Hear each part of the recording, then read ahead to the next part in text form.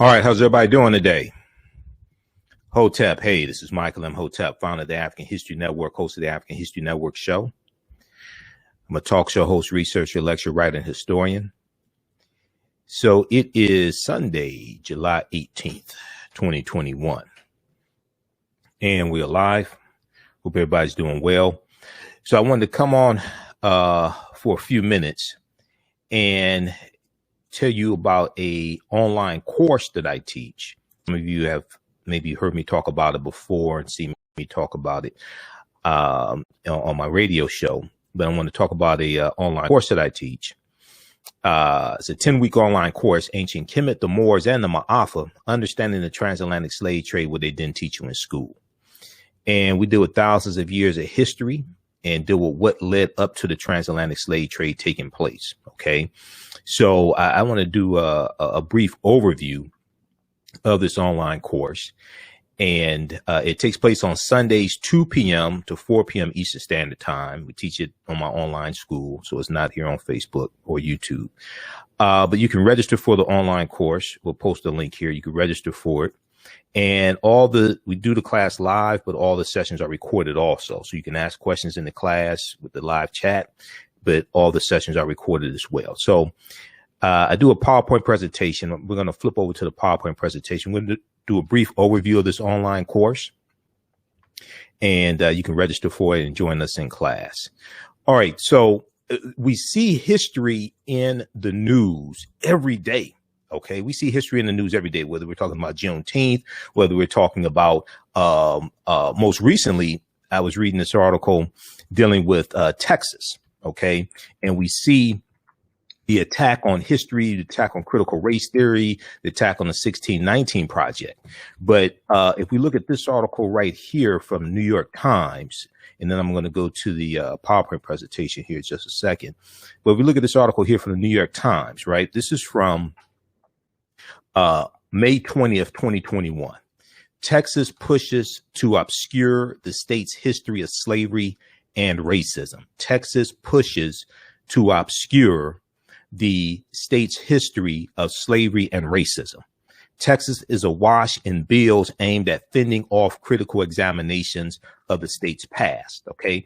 Now, the reason why this is so important in this whole fight over the 1619 Project, this whole attack on critical race theory, different states in their state legislatures, they're pushing laws to suppress what can be taught about systemic racism in school and slavery. Whoever controls the teaching of the past will control the trajectory of the future. Whoever controls the teaching of the past will control the trajectory of the future. And this is why the real history has to be taught in schools. This is why you hear me talk about the study from the Southern Poverty Law Center, Teaching Hard History, American Slavery, which documents how the history of slavery is being incorrectly taught in schools all across the country. And it lays out numerous techniques and numerous suggestions on how to more correctly teach that history. Okay, so we have this article here from the New York Times. This is from May 2020. Okay, May 20th, 2021, I should say. And when you study the history of Texas, and I just did a show back in June dealing with the Mexican-American War and dealing with Texas becoming part of the Union in 1845, coming into the U.S. as a slaveholding state. But Texas, California, and New York, what is in those textbooks influences what's in the textbooks across the country. These are the 3 states with the largest school districts. The proposal in Texas, a state that influences school curriculums, around the country through its huge textbook market, amount to some of the most aggressive efforts to control the teaching of American history. Okay, keep in mind, whoever controls the teaching of the past will control the trajectory of the future. And they come as nearly a dozen other Republican-led states seek to ban or limit how the role of slavery and pervasive effects of racism can be taught. Okay, so read the rest of this article. They talk about Idaho, Louisiana, New Hampshire, Tennessee, etc. All right. And Louisiana, Tennessee, and Texas. Okay. These are all former slaveholding states and also former Confederate states as well. So then we look at this update to this story here, right? And I'm going to go to the PowerPoint presentation in just a second, but we look at this update to this story. This is from July 16th, 2021. This is from BloombergLaw.com, BloombergLaw.com. Texas Senate votes to remove required lessons on civil rights. Texas State Senate votes to remove required lessons on civil rights. Well, why would we do something like that? People have to sit back. Why would they do something like that? What's so harmful about teaching about civil rights, and what's so harmful about teaching the real history of about the Civil War and slavery and things like this? You also have to study the state constitutions. You also have to study the state constitutions of these various states, like the Texas State Constitution of 1876. And you've heard me talk about the Mississippi State Constitution of 1890, which instituted poll taxes and literacy tests, things like this. Okay, so this shows us the intersection between history and law and politics. These are some of the things I deal with in the online course. This shows you the intersection between history, law, and politics. We look at this article here from the Washington Post. You've heard me talk about the Mississippi plan to keep blacks from voting in 1890. We came here to exclude the Negro. This is what was voted on at the Mississippi State Convention in 1890. And Judge Solomon Saladin Calhoun, who was the judge, who was a white county judge who presided over the convention, he said, the convention's president, Solomon Saladin Calhoun, a white county judge, put the voting issue bluntly. He said, quote, "Let's tell the truth. If it bursts the bottom of the universe." He said, "We came here to exclude the Negro. Nothing short of this will answer." Now, this is 1890. So this is 35 years after the Civil War ends. Okay, so this is 25 years after the Civil War ends, I should say. 25 years after the Civil War ends, 1865. And African Americans are the majority population in the state of Mississippi. Delegates eventually adopted a literacy test and a poll tax geared to suppress the black vote in a state with a black majority. The majority of the population of Mississippi in 1890 was African American. The Mississippi Plan became the model throughout the South, part of a raft of racially oppressive Jim Crow laws that ended Reconstruction. So what we have here, the reason why you need the civil rights movement is because of what happened with the Mississippi State Constitution and the Louisiana State Constitution of 1898, Texas State Constitution of 1876, and them attacking the 14th Amendment and the 15th Amendment and things like this. This is why you needed a modern day civil rights movement, right? So all this is tied to history, and this is tied to politics. Politics is the legal distribution of scarce wealth, power, and resources, and the writing of laws, statutes, ordinances, amendments, and treaties, their adoption, interpretation, and enforcement. Okay, politics is the legal distribution of scarce wealth, power, and resources, and the writing of laws, statutes, ordinances, amendments, and treaties, their adoption, interpretation, and enforcement. Okay, now there's one article. This is the article I was looking for here from the Washington Post. Show you how all this is connected. What's taking place in the state legislature, what's taking place at the school board level. Okay, the attack on critical race theory, the attack on the 1619 Project, trying to suppress teaching about systemic racism in schools and the history of slavery. All this is tied to history. The more we understand about our history and the history of this country, the better we can navigate throughout it. The better we will have a better understanding of who needs to be voted out of office, who needs to be put into office, the policies that need to be pushed, the policies and laws that need to be corrected. All this ties into history. if we look at this article here, then we'll go to the PowerPoint presentation in just a second here. And I posted the link to register for this 10-week online course. We teach it on Sundays, 2 p.m. to 4 p.m. Eastern Standard Time. Okay. And we do the class live. All the sessions are recorded. The class is regularly $130. It's on sale $80. As soon as you register, you can start watching the archive content for the class we did last Sunday, and you can join us in class for the next class. A Texas bill drew ire for saying it would preserve purity of the ballot box. Here's the history of the phrase, because purity of the ballot box has a racist history behind it, and that was part of the Texas State Constitution of 1876. That's going to lead to things like the all-white primaries in 1918, and African Americans were excluded from voting.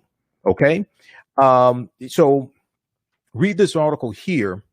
It was a word choice loaded with history. The Democratic lawmaker said Thursday, a phrase that fueled all-white primaries during the era of Jim Crow laws and justified the disenfranchisement of people deemed unfit to vote.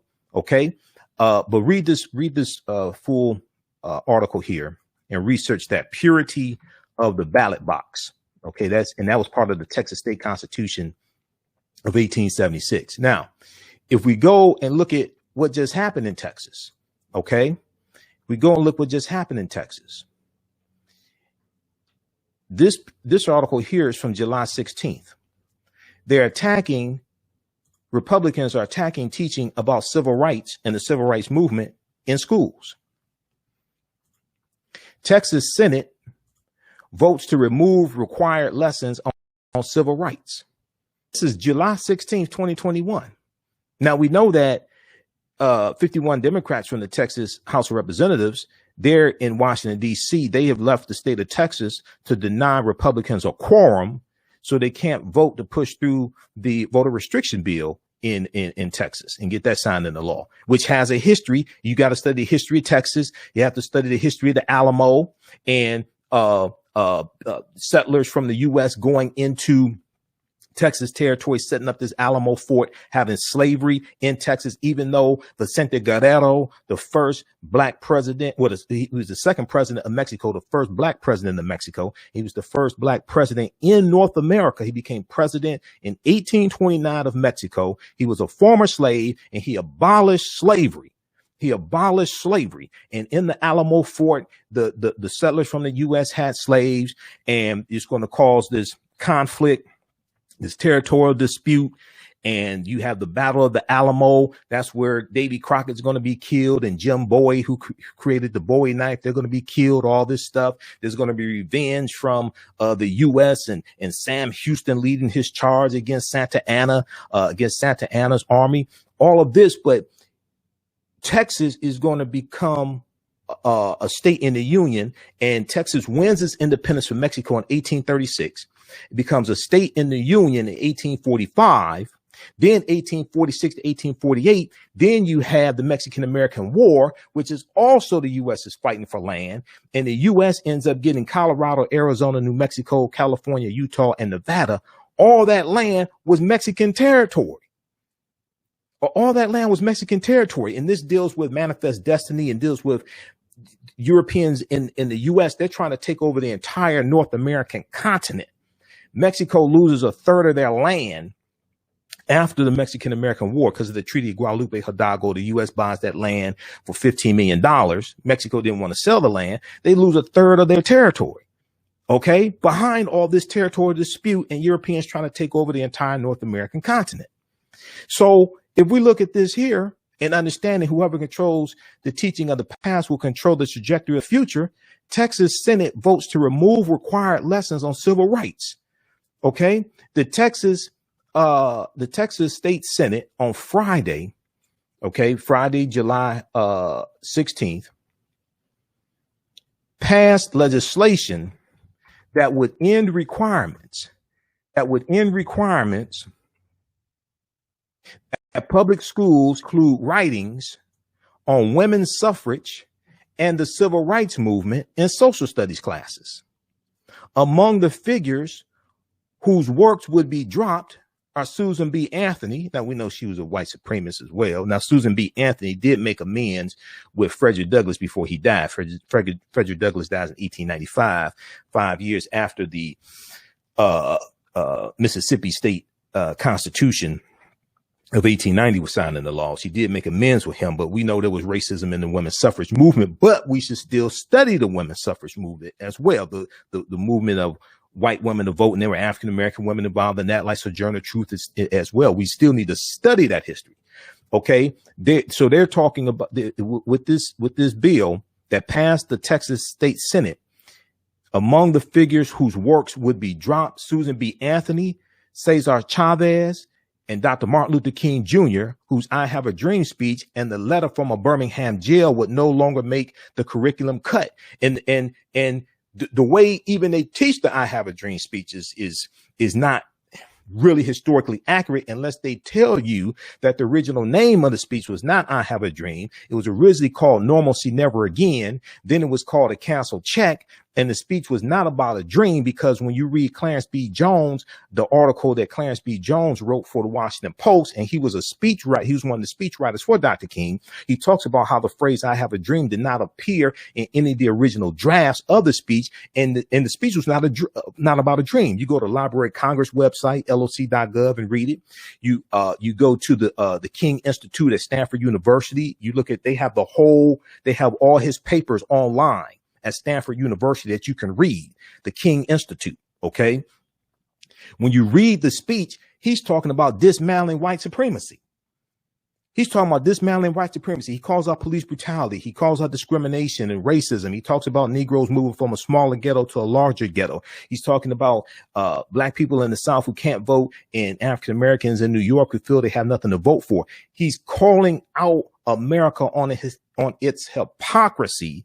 And he says we were given a promissory note 100 years prior with the Emancipation Proclamation of 1863. And he said when we take that promissory note to the bank and try to cash it, is marked insufficient funds. He's calling America out on its hypocrisy. Mahalia Jackson, who was there at the march and sang 2 songs, Mahalia Jackson yells out, "Tell them about the dream, Martin, tell them about the dream." So then he shifts after he deals with the meat of the speech, and then it starts talking about the dream and the beloved community. But the beloved community is what happens after you dismantle white supremacy and racism. People focus on the end of the speech, but don't focus on the substance of the speech and what it was about. The speech wasn't about a dream. It's about dismantling white supremacy and racism and holding America accountable from a promissory note given to us 100 years prior. So if we're going to teach about the speech, we need to teach correctly about the speech, and we need to read the entire speech. People skip over him talking about police brutality in the speech. You can go to loc.gov, Library of Congress website, and read the speech. They have the full speech there. Now, the bill SB 3, which passed on a vote of 18-4 in the Texas State Senate, is now stalled because the Texas House of Representatives cannot achieve a quorum while a breakaway group of Democrats is out of the state. Okay, because they're fighting for the John Lewis Voting Rights Act and the For the People Act. Okay. The Texas Democrats who left and went to Washington, D.C. to draw more attention to this issue and try to get support from dumbass senators like Joe Manchin and Kristen Sinema. Now, the special session is set to end on August 6, 2021. Now, this bill will remove more than 24 teaching requirements from a new law, HB 3979, that bars the teaching of critical race theory. But critical race theory is not being taught in K through 12 schools. They don't teach critical race theory. That is a legal analysis taught in law schools and graduate schools in college. They don't teach critical race theory in K through 12. This is a problem looking for a solution. That bars the teaching of critical race theory, an academic framework exploring racism shaping another country. And just teaching history is not critical race theory. Just teaching history and history of slavery and systemic racism, that's not critical race theory. That is a legal analysis taught in law schools. The law included a list of historic figures, events, and documents required for inclusion in social studies classes, the Senate passed bill will remove most mentions of people of color and women from those requirements.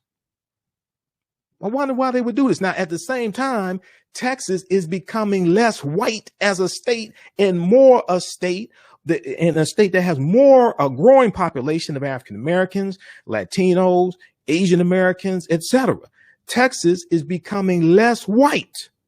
Whoever controls the teaching of the past will control the trajectory of the future. The Senate passed bill will remove most mentions of people of color and women from those requirements, along with the requirement that students be taught about the history of white supremacy and, quote, the ways in which it is morally wrong. They want to remove that requirement as well, along with the requirement that students be taught about the history of white supremacy. Now, why would you remove Dr. King and I Have a Dream speech and a letter from a Birmingham jail,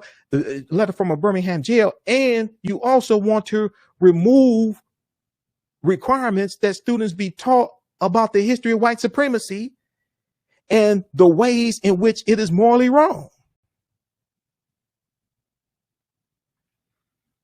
The measure would also bar the teaching of the 1619 Project, a New York Times initiative exploring U.S. history, starting at the date enslaved people arrived in the English colonies.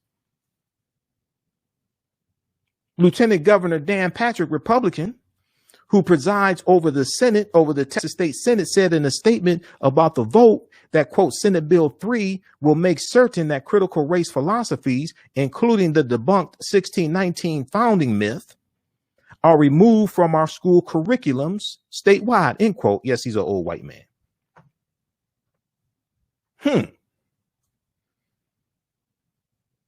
Read this article. This is from July 16, 2021. This ain't from 1871. This is from 2021. Texas Senate votes to remove required lessons on civil rights. I guess they don't teach about Malcolm X either, right? I guess it's safe to say, if you don't want to teach about Dr. King, I guess it's safe to assume that you don't teach about Malcolm X, Marcus Garvey, Black Panther Party for Self-Defense, Kwame Ture. So let's look at this overview of this online course that I teach. We deal with thousands of years of history, what led up to the transatlantic slave trade taking place, understand why this history is so important. The history and politics intersect. Politics is the legal distribution of scarce wealth, upon resources, and the writing of laws, statutes, ordinances, amendments, and treaties, their adoption, interpretation, and enforcement. We understand that what you do for yourself, what you do to yourself, and what you allow other people to do to you and get away with is based upon what you think about yourself. What you think about yourself is based upon what you've been taught about yourself. What you've been taught about yourself is based upon everything you've read, heard, and seen about yourself.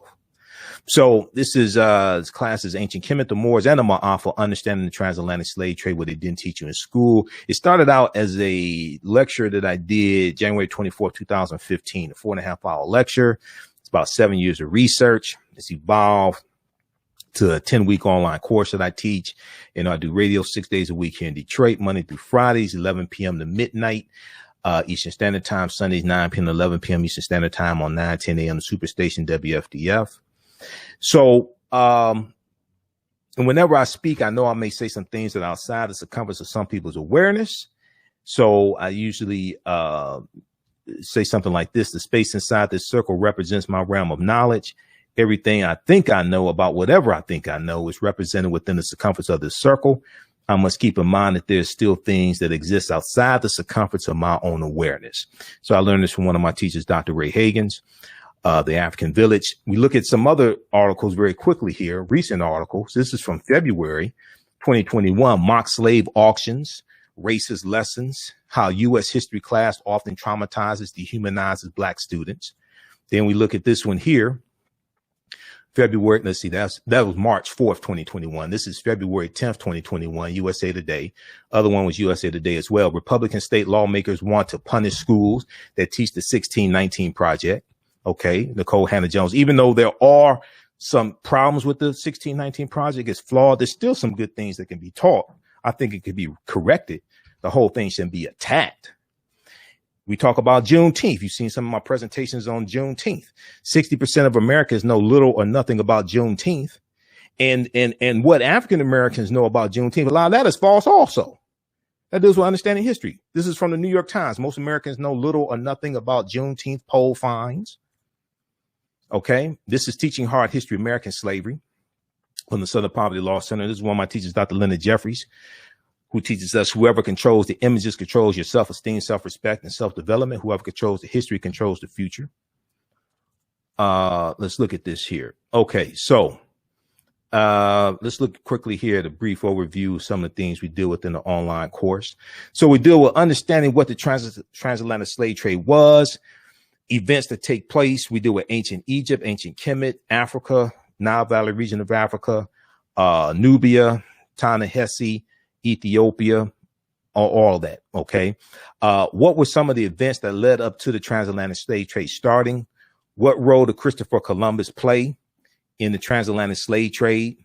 When did Africans first come to the U.S. as slaves? Did Africans sell themselves into slavery? We deal with that complicated history. When were African people in America before the transatlantic slave trade? That's extremely important. We deal with Christopher Columbus. We deal with Christopher Columbus, who on his 4 voyages, we see him going into Cuba and Haiti and Jamaica, Puerto Rico, Honduras, Panama, all those areas. And we see Haiti and Cuba, as well as Jamaica. Okay. We see them in the news right now. The assassination of President Jovenel Moise. You see me talk about that. We see the protests in Cuba taking place now.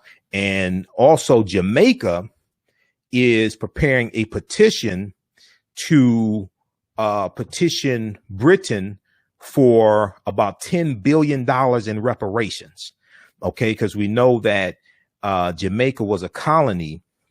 Jamaica was colonized by the British.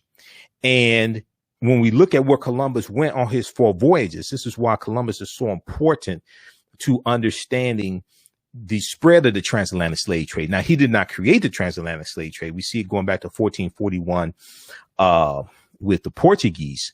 But we have to understand thousands of years of history that lead up to the transatlantic slave trade taking place, the 800-year occupation of Europe by the Africans known as the Moors.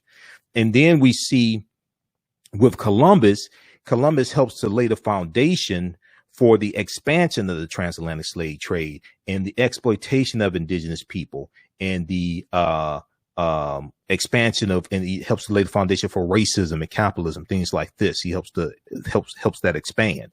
But August 3rd, 1492, he set sail on the Nina, the Pinta, and the Santa Maria. Now, 1492 is the same year that the Moors lose control of the last stronghold in Spain, which was Granada, January 2nd, 1492.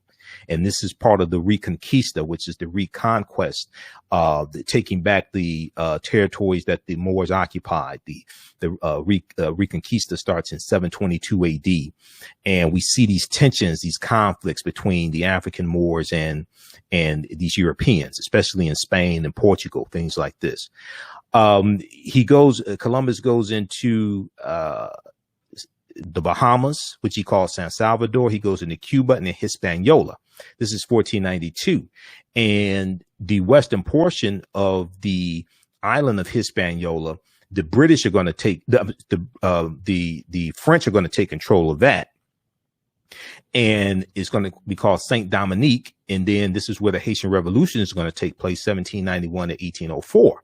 Okay, so that's the western portion of this island of Hispaniola where Haiti is. Okay, so you see this 1492, then 1493, 1494, Columbus goes into the West Indies. He goes into Bariquin, which is Puerto Rico, and Jamaica, 1494. The Spanish conquer these areas. Cuba, Jamaica, and Haiti were originally conquered by Columbus and the Spanish. And what's taking place now, we are still feeling the effects of what happened over 500 years ago with Columbus and his 4 voyages. And he was doing this on behalf of the Spanish crown, King Ferdinand and Queen Isabella. Is going to be their grandson, Emperor Charles V, in 1518, who's going to sign the Asiento de Negros, which is the license coming from Spain, giving that to European nations to provide the Spanish colonies with slaves. And this is African slaves. And this is going to really help the transatlantic slave trade to expand and increases the demand for African slaves. Third voyage, May 1498, Trinidad and Venezuelan mainland in South America. Fourth voyage, May 1504, Panama and Honduras in Central America. Now, Columbus never came to the land we call the United States of America. I know they have statues and busts and things like this of Columbus. He never came to this land. Closest he came here is Cuba, which is 90 miles away. And one of the things they're setting up on these in these colonies, in these Caribbean colonies, are plantations, sugarcane plantations. Okay, which is a huge industry, sugarcane plantations. Okay, so these are just a few of the things that we deal with in the online course. Also, we deal with, and this is on Sundays, 2 p.m. to 4 p.m. Eastern Standard Time. We do the class live. All the sessions are recorded. You can go back and watch it over and over again. You can use this also with your children. I would say it's PG-13. I don't do a lot of cursing, and it's not vulgar. And because we deal with slavery, things like this, we have to deal with some unpleasant topics, of course, but I would say it's PG-13. And we do the class live. All the sessions are recorded. So as soon as you register, you can watch last Sunday's class. And then also the Saturday course that I'm teaching, that's wrapping up. So you get classes 1 through 10 archived of the Saturday course that you can watch as well of the same class. Some other things we deal with in the course. We deal with the 800-year occupation of Europe by the Africans known as the Moors. 2 of the books that I use in the class. So we have a PowerPoint presentation. We have about 50 articles that we reference. There's a timeline of history going back 5 million years that I use, but I also reference books. Now, you don't have to feel obligated to buy any of these books. Okay. You don't have to buy any of these books. You can if you want to. This is one of them, Golden Age of the Moor, edited by Dr. Ivan Van Sertima. And I'm looking for my this other one here by my friend Ronoko Rashidi, Black Star, the African Presence in Early Europe. Okay, so these are 2 of the books that I use in the class. It's about 10 that I use. This is another one. This is a symbols encyclopedia, a symbols dictionary, symbols, signs and symbols, an illustrated guide to their origins and meanings. Africa's on the front. You see the metal netter. Africa's on the back. You see the caduceus, which comes out of ancient Kemet, the universal symbol of medicine. You see the Ankh on the back as well. Okay. The African symbol for eternal life. This is another book that I use. This is volume 1, African American Chronology, 1492 to 1972. This is volume 1. And this is also one that I use in a second course that I teach, a new 10-week course that's about to start up. That's going to start up. The new one that there's going to be a second 10-week course that I'm going to do that picks up where ancient Kemet, the Moors, and the Maafa leaves off. This new course that's going to start up Saturday, July 24th. It's going to start up. The new one is going to deal with history from 1865 through 1965 up until about 1968, and the assassination of Dr. King and the Black Power movement, 1966. We're going to go through and analyze a 10-year period of time of history each class. Okay, so that one, that new one, that is going to pick up with this course, Ancient Kemet, the Moors, and the Maafa, Understanding the Transatlantic Slave Trade, what they didn't teach you in school, where this course leaves off. That new one is going to, from the Civil War to the Civil Rights Movement and Black Power. Okay, so that one is going to start up July 24th. All right, Saturday, July 24th. So That's something to look forward to as well. So if you're already in this class, this 10-week class, Ancient Kemet, the Moors, and the Maafa, or you've taken it before, this new class is going to blow you away, because now we'll be able to zero in each class and spend about 2 hours analyzing approximately a 10-year period of time of history, going from the end of slavery, 40 acres and a mule, special field order number 15, Juneteenth, 13th Amendment, 1865 through Reconstruction, Jim Crow era, Plessy versus Ferguson, 1896, Grandfather Clause, 1898, World War I, 1914 to 1918, Great Migration, 1915 to 1970, Red Summer, 1919, over 25 major race riots in the country, Tulsa Race Massacre, 1921, Rosewood, 1923. We'll be able to study all that history. Emmett Till, August 28th, 1955. Montgomery bus boycott, December 5th, 1955. Tuskegee, Alabama economic boycott that lasted 4 years, four times as long as the Montgomery bus boycott, 1957 to 1961. SNCC being founded May 1960. SCLC, 1957. Dr. King's house being firebombed twice in 1956 during the Montgomery bus boycott. Civil rights movement, Black Power movement. We'll be able to analyze a 10-year period of time, each class. That's going to be a fantastic class also. All right. So in this one here, Ancient Kemet, the Moors, and the Maafa, understand the transatlantic slave trade, what they didn't teach you in school, which is a precursor to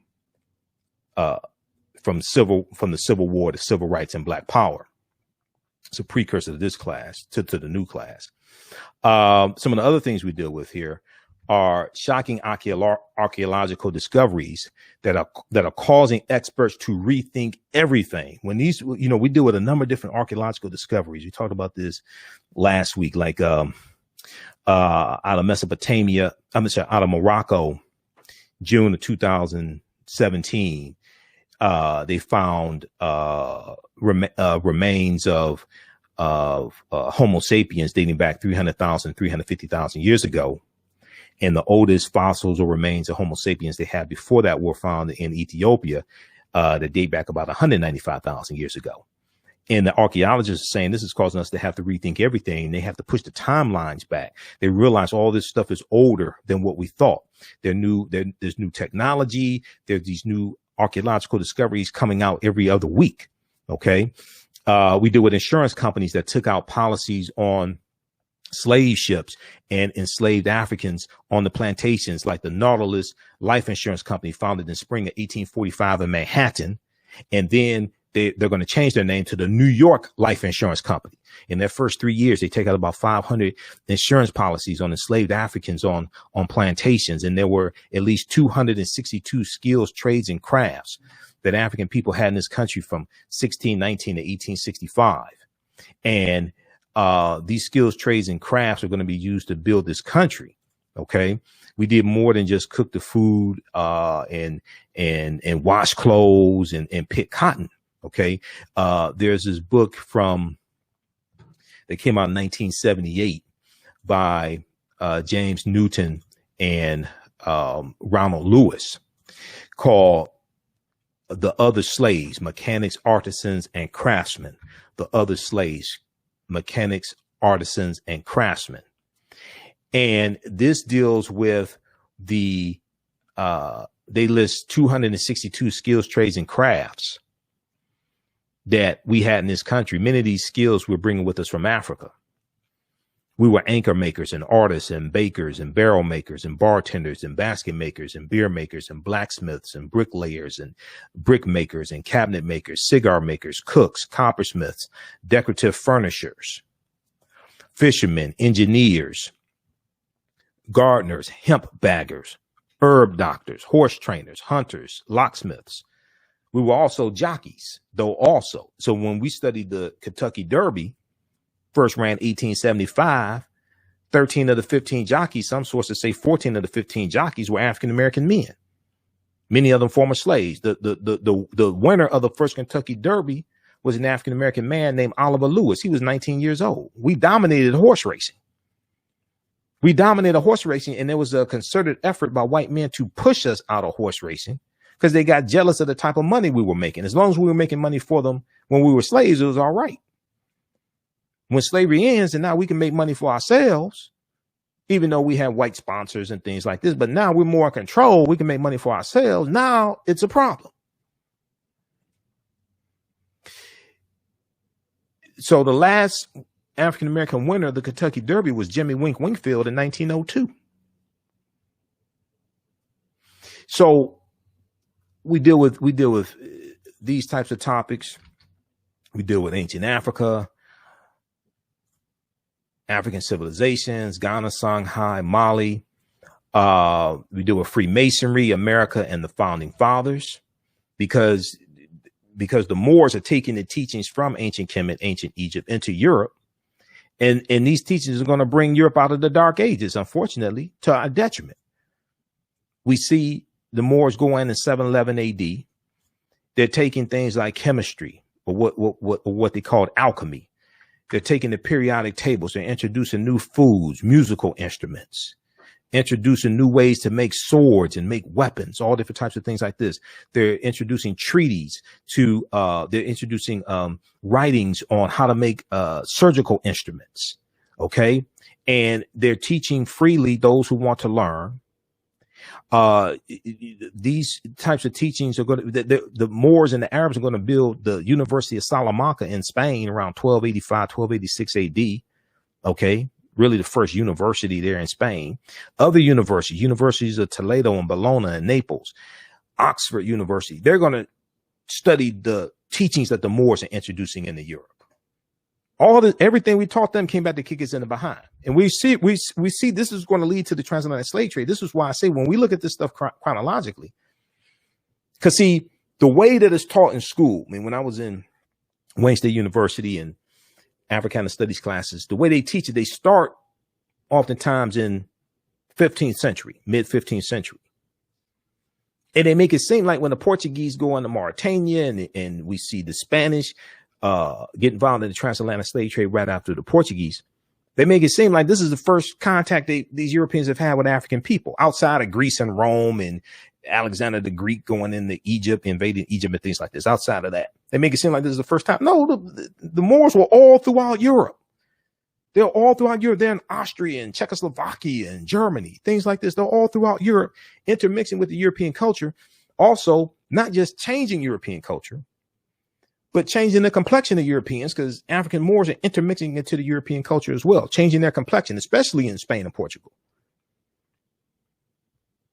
So when we really look at this chronology of history, the transatlantic slave trade is really Europeans getting revenge on Africans for what was happening in Europe and these conflicts between these Moors and Europeans. It's not just something that just fell out of the sky. There's a pretext for this. They were already dealing with these Africans. They knew who they were. It wasn't just something that there was conflict. Now, I don't think anybody knew that it was going to explode, over the course of time to what it eventually evolved to. But there was conflict between them. It wasn't like just something that's just, oh, we don't know what happened. We don't know how we don't know how these laws just manifested. No, there's a pretext to this. Okay. Let's continue. So we deal with the origins of the term America, Africa, and Moor, Freemasonry, America, and the founding fathers.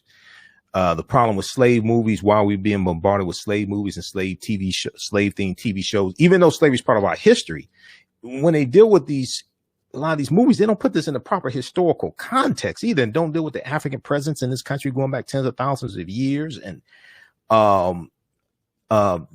there's a lack of TV shows dealing with other aspects of our history and movies, especially dealing with ancient Africa. If you can make Black Panther, Black Panther was a fantastic movie.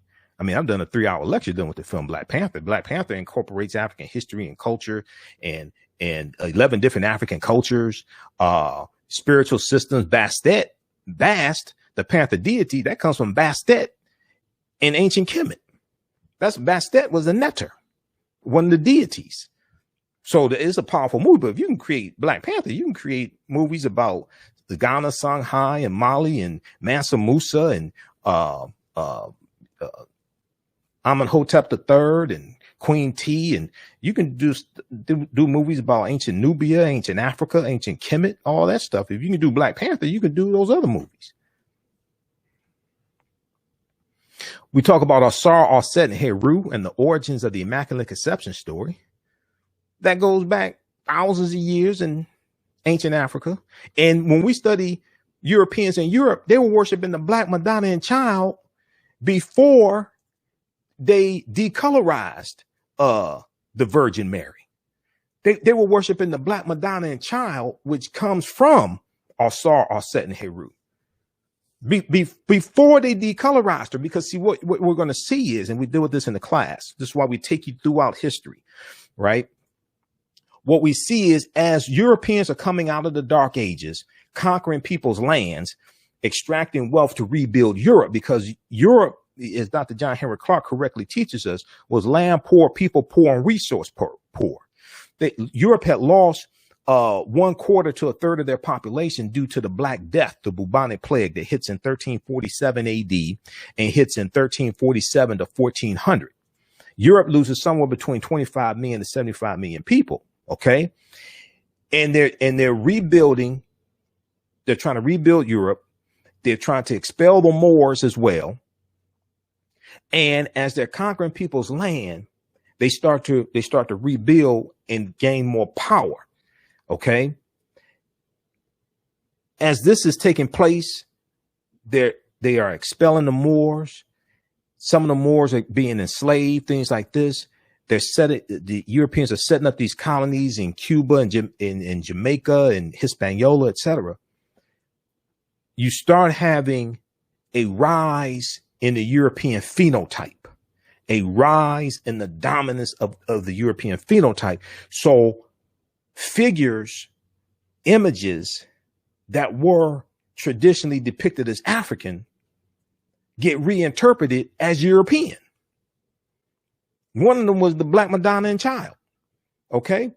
Because Europeans, you go back hundreds of years, Europeans, or even before then, Europeans were practically worshiping African people.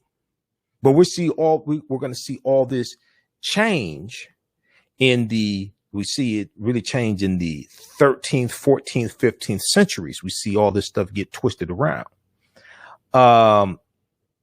If we look at, let's see here.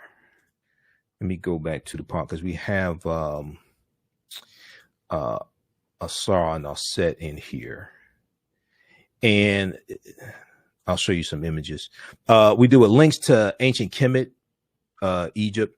Kemet being one of the original names for Egypt, Kemet meaning the land of the blacks. Links to ancient Kemet and early Christianity.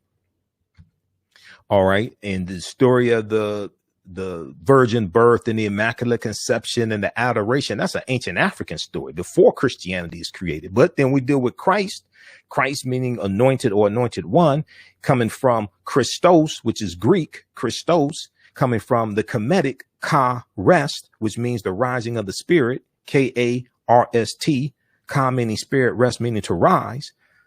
These are African concepts that get Europeanized. These are African concepts that get Europeanized. This is why to understand what is, you have to understand what was. So let me pull this up here. We deal with Freemasonry in America, the fake Willie Lynch letter 1712, because Willie Lynch never historically existed.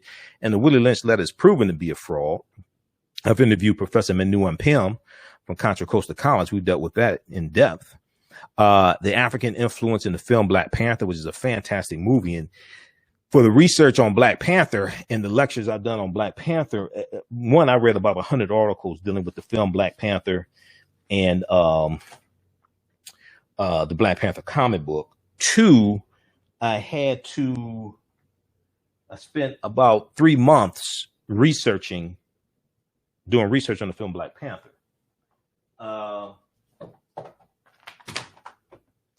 This is this is one book I read dealing with the history of the Black Panther comic book. This book deals with the 52-year history of the Black Panther comic book, because I had to study that and understand how Black Panther fits into the Marvel comic universe and understand these characters and storylines and things like this, because we see a lot of that reflected in the movie. So this is from Marvel, Black Panther, the Ultimate Guide. I had to read this book. And this is a fantastic book here dealing with the Black Panther comic book and all these characters and storylines and all that stuff that we see. I mean, in the film where Killmonger, who comes from the comic book, now they changed the storyline dealing with Killmonger, because in the comic book, Killmonger is 100% Wakandan. In the movie, he is half Wakandan, half African American. They changed that storyline most likely to resonate more with an African American audience. And we see the movie opens in Oakland, California, and ends in Oakland, California, which is a reference to the Black Panther Party for Self-Defense, founded in October 1966 in Oakland, California. Okay, so when Killmonger throws T'Challa off of the waterfall, that waterfall is called Warrior Falls. Warrior Falls is where the ritual combat takes place to see who's going to sit on the throne of Wakanda. All right. And, you know, that comes straight out of the comic books. That's from Jungle Action comic books. I think that was 1973. That's Jungle Action comic books. But that scene is straight out the comic books. You know, so there were 11 different African cultures that we see referenced in the movie. Everything coming from Namibia and Nigeria and Ethiopia, etc. So it's a deep film it's a deep movie on multiple levels. So we talk about the film Black Panther as well. And then the language that's spoken in the film Black Panther is isiXhosa. isiXhosa is a Bantu language, just like Kiswahili is a Bantu language. And then the word Wakanda, we know the word Wakanda is a Native American term. We see that in the Omaha, Ponca, and Sioux Indian languages. Wakanda, which means possesses secret powers. Wakanda is a real word, but is also a Bantu word as well. Wakanda also. And let me see here. Which one was that? Oh, yeah. September 1973, Jungle Action comic book number 6, right. Where he gets thrown off, where Killmonger throws T'Challa off the waterfall at Warrior Falls. Okay. That was in 1973 Jungle Action comic books, issue number 6, September 1973. So, and then this other book here I had to read to understand the movie and be able to talk intelligently about the movie and do lectures. Some people didn't do this preparation. Was this book here from Marvel, Black Panther, the official movie special. Black Panther, the official movie special. And this has interviews with the cast and director Ryan Coogler and things like this, gives background information on the film. So it was deep research I had to do to be able to talk about the film and do lectures. Once again, some people were putting information I didn't do no research, but okay. So this class, once again, I teach this on Sundays, 2 p.m. to 4 p.m. Eastern Standard Time. Ancient Kemet, the Moors, and the Maafa, understanding the transatlantic slave trade, what they didn't teach you in school. If you go to our website, AfricanHistoryNetwork.com, AfricanHistoryNetwork.com, it's on the homepage of the website. We posted a link here, but it's also on the homepage of the website. And you scroll down the homepage. We have the information there. Click on register here. Click on register here. And we see the flyer. It takes you to the next page. And click on enroll. As soon as you enroll, you can start watching the content. All right. Class is regularly $130. It's on sale $80. It's on sale $80. I do the class live. All the sessions are recorded. You can go back and watch it over and over again. You still have access to the class even after the class is over with. So next year, you can go back and watch the entire course offering. It's archived. You will also get as a bonus, you'll get the lecture that I did June 16th, dealing with the real history of Juneteenth. It's a 2.5-hour lecture. You get that in digital download format. You get that as a bonus for registering for this 10-week online course. Some of the other things I deal with in the class, when we deal with the transatlantic slave trade, we know that we're dealing with the forced journey of African people from Europe to Africa to the Americas. Trinkets from Europe exchanged for Africans or used or they use money to purchase them. It lasts from roughly 1440s to 1865. And let me see something here. I wanted to show you, so we talk about the Middle Passage and what it was. I wanted to, we deal with Dr. David Imhotep's work. So we also had guest speakers in the class. Dr. David Imhotep was one of my guest speakers. My Saturday class, he spoke to the Saturday class, June 12th. When you register for this online course, you would get archived content, and you get the interview that I did with, you'll get the session where Dr. David Imhotep spoke to our class also.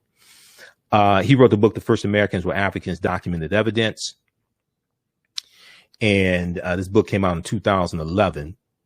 His book deals with the African presence in the Americas dating back at least 51,700 years ago. On page 14 of his book, he deals with a discovery made in 2004 in Allendale County, South Carolina, by Dr. Albert Goodyear. Dr. Albert Goodyear is an archaeologist at the University of South Carolina.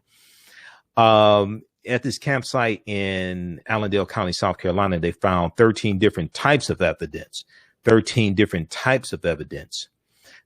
documenting an African presence in this country going back at least 51,700 years ago. Now, since then, actually in the class where Dr. David Imhotep spoke, he talked about a discovery made in the last couple of years in Mexico that shows an African presence going back at least 250,000 years ago. Okay. So he when he spoke to my class, he talked about that discovery. But this one here is in South Carolina, dates back at least 51,700 years ago. Here's what they found. They found artifacts, architecture, campsites, carvings, Egyptian writings, footprints in lava, genetic M174D haploid groups dealing with DNA and genetics, linguistics, paintings, skulls, skeletons, structures, and tools. They found 13 different types of evidence, thoroughly documenting an African presence dating back at least 51,700 years ago. Now, this is before Native Americans came into existence. Okay, this is before Native Americans came into existence. This is why the first Americans were Africans.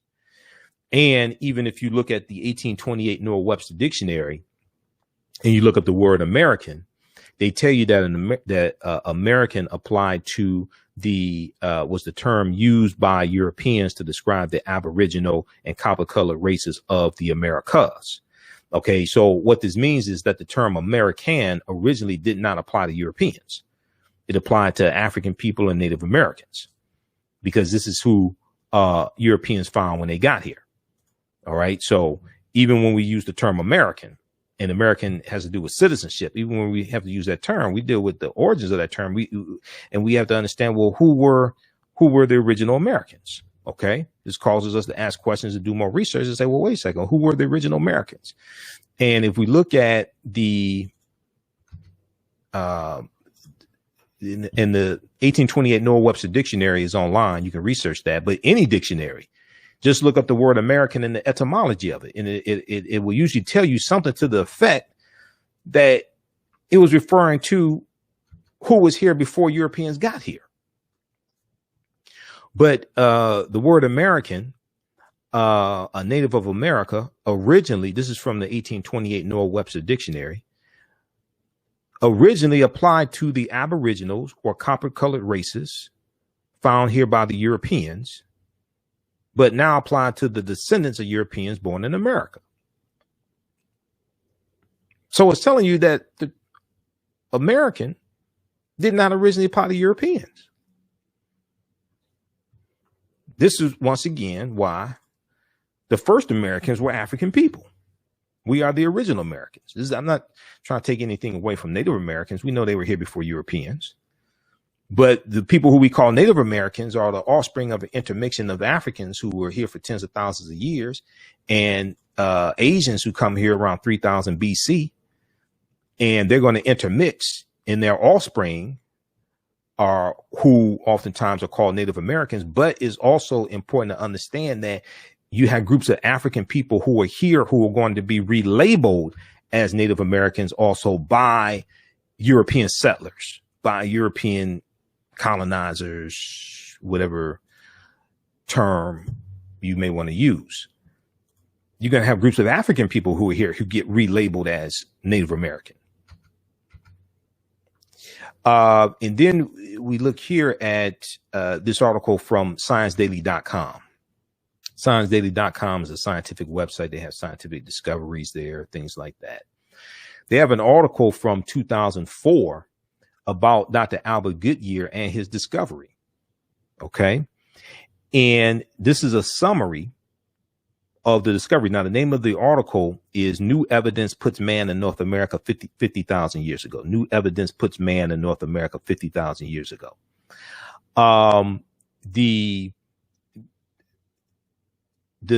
Here's a synopsis or a summary of the article. It says radiocarbon tests of carbonized plant remains where artifacts were unearthed last May along the Savannah River in Allendale County by University of South Carolina archaeologist Dr. Albert Goodyear indicate that the sediments containing these artifacts are at least 50,000 years old, meaning that humans inhabited North America long before the last ice age. Well, who were these humans? 50,000 years ago, that's before Native Americans come into existence. And that's before the oldest settlement in North America, which is the Clovis culture settlement found in New Mexico, that they say dates back to about 13,000 years ago. This discovery here blows the Clovis culture settlement out of the water.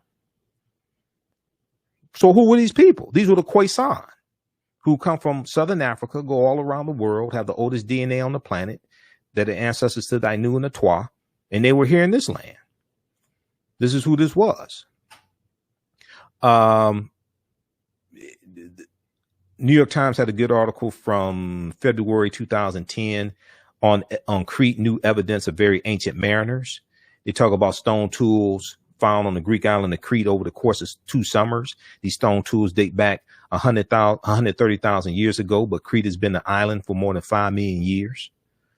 Okay. These discoveries are blowing everything out the water and causing the archaeologists and the paleontologists and the scientists to have to rethink everything. Now, lastly, there was a, where is that? On the show. Yeah, set. Okay, we'll go here. Slide 55, because I have over 100 slides here. We'll go to slide 55. And we see, even when you have the founding fathers, many of them are Freemasons here in this country. And we see the Moors taking the teachings from ancient Kemet, ancient Egypt into Europe. And it's going to come back to this land, a lot of those teachings watered down in the form of Freemasonry. But when we look at this right here, the Washington Monument, that's a Tekken, comes straight out of ancient Kemet, ancient Egypt, symbol of resurrection from the story of Asar set in Heru. There are about 1,200 Tekkenu throughout ancient Kemet. Today, there are only about somewhere around 12. And when we look at Freemasonry, we see the word Mason is derived from the Latin words mass and sun. Mason means child of light and expresses the desire to pursue light, which is a metaphor for the sun, which symbolizes knowledge. The term child of light or sons and daughters of light was first used to identify first used to identify students who had completed 42 years of study in the temples of ancient Kemet, of ancient Egypt. Okay. And we're going to see these teachings end up in Europe. Okay. We're going to see a lot of these teachings end up in Europe to our detriment. This is all this stuff is going to come back to kick us in the behind once again, as I said. Okay. This is why I said I wish we had never taught them, because and when we study what happened in Europe, we're going to see how all this comes back to kick us in the behind. But we're going to see this information end up in Freemasonry. Okay. It's going to be watered down, but yeah, we're going to see it end up in Freemasonry. And we're going to see it come to this land. Okay. And we see it in symbols also. We see it in symbols like the Tekken, the Washington Monument. And we know that George Washington was a Freemason. Okay. As well. So all right, let's continue here.